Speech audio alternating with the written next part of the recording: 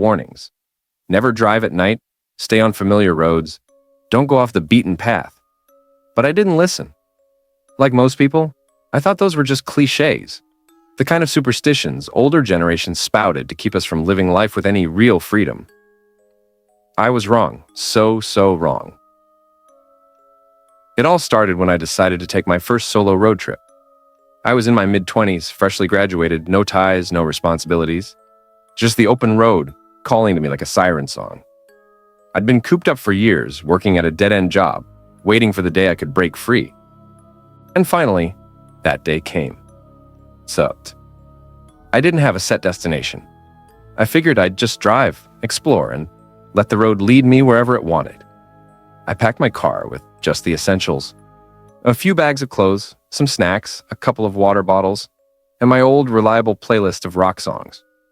The first few hours were peaceful, the kind of road trip bliss you see in movies, the sun setting on the horizon, the gentle hum of the tires on asphalt, and the sense of freedom that comes with being completely alone. But that's where things took a turn. I was nearing the edge of town when I saw a sign for a scenic route, some highway I'd never heard of. The sign promised a beautiful view of the mountains. I was already feeling a little bored by the regular interstate, so I decided to take the detour.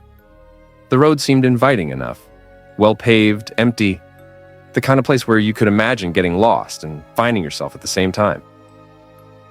I turned onto it without hesitation. At first, everything seemed fine. The road was quieter, more isolated, and it wound through thick patches of forest. It was peaceful, but there was something eerie about the way the trees loomed over the road, casting long, unnatural shadows that didn't seem to match the time of day. The sun was still hanging low in the sky, but the shadows were already stretching far beyond their usual reach. I shrugged it off. Maybe it was just the angle of the sun.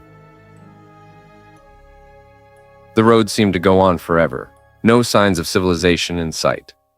I passed a couple of abandoned farmhouses, their windows shattered, their roofs caving in, but nothing to suggest there was anything wrong.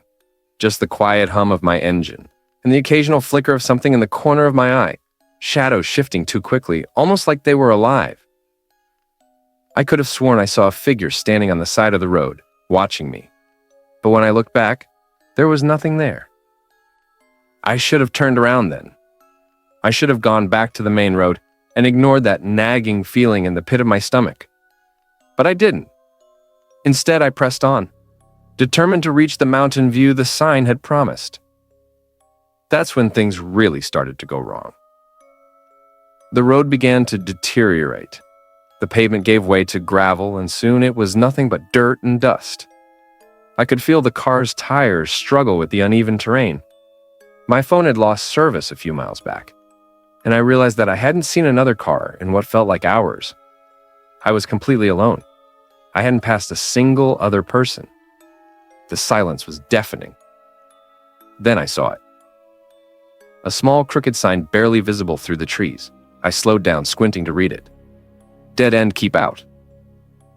It was a warning I should have heeded. But instead, I took a deep breath, dismissed it as some kind of joke, and kept going. After all, I was looking for adventure, wasn't I? The further I drove, the more the feeling of being watched grew.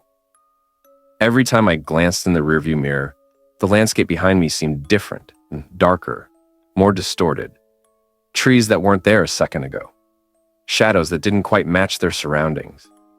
I felt like I was in a world that was slowly slipping out of sync. I kept my foot on the gas, pushing the car forward, hoping that any minute now I'd see the scenic overlook the sign had promised. But there was nothing. Just more road, more trees, more emptiness. And then, just when I thought I couldn't take it anymore, I saw it. A figure in the middle of the road. At first, I thought it was a person, but as I got closer, I realized it wasn't. It was too still, too wrong. It was like a silhouette, a shape without definition, standing there in the center of the road like it had always been there, waiting. I slammed on the brakes, my heart pounding in my chest. The car screeched to a halt just feet away from the thing. It was tall, unnaturally so, with long limbs that seemed to stretch beyond what was normal, I could barely make out the shape.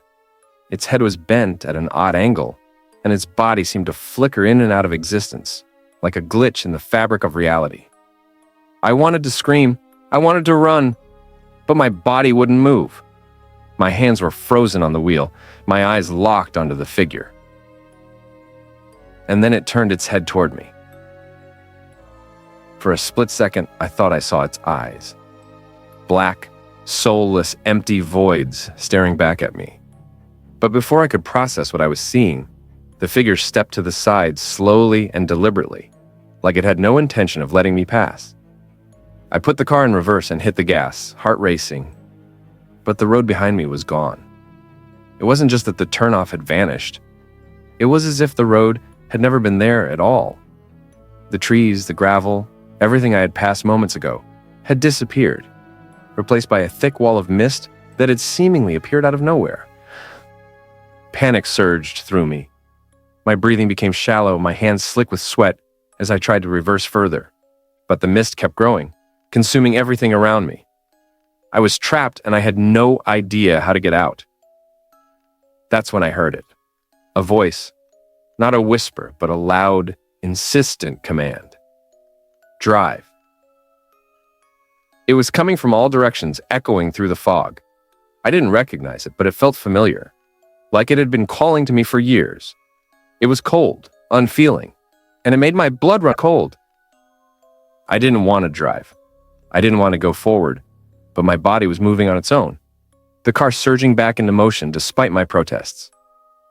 I glanced in the rearview mirror, expecting to see the figure still standing there, but it was gone, and in its place, the mist had thickened, swallowing everything behind me. I couldn't tell if it was minutes or hours that passed. Time had become irrelevant. The road twisted and turned, leading me deeper into the fog. There was no escape. There was no end. I couldn't stop driving. No matter how hard I pressed the brakes, no matter how much I screamed, I couldn't make the car stop. The voice commanded me to move forward, to keep driving, to never look back, and I couldn't disobey it.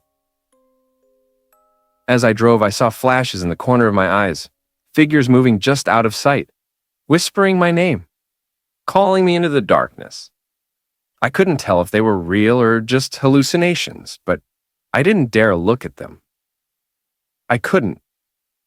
I was thinking about dipping out of the car, but I was scared of unknown of what would happen if I got out the car. Eventually, I lost track of where I was. The road became an endless stretch of dirt and gravel, looping back on itself in impossible ways. The mist thickened until it felt like I was underwater, the air heavy and suffocating. Again, I thought about stopping. I thought about just getting out of the car, walking away from it all. But something in me knew better. If I stopped, I would never leave. I would become part of the road, just another shadow in the fog. And so I drove, round and round, deeper into the darkness, while the voice continued its chant, relentless and unforgiving. I couldn't escape. I couldn't wake up. I don't know how long it's been now. Days, weeks, it doesn't matter. I'm still here, still driving. The road that never ends, the voice that never stops. And somewhere, far in the distance, I think I hear someone calling my name. But I can't stop. I can't ever stop. I think I'm going to eventually stop thinking. Then a phrase echoed in my mind, a piece of advice from a long-forgotten classmate. Feeling trapped? Rethink your situation. Often the way out is the way back in. Without a second thought, I reversed the car. As I did, an odd sensation washed over me. The road itself seemed to move forward, the air pushing against me. I caught a glimpse of something I never thought I'd see, the sun rising in the west. Fear gripped me as I checked the rearview mirror, only to find that I was moving forward, despite driving in reverse. Tears welled up in my eyes. When I finally saw the familiar signs of civilization, I pulled over, overwhelmed by the surreal experience. Checking the date, I was shocked to discover it was March 14th, the exact day I had ventured down that cursed road.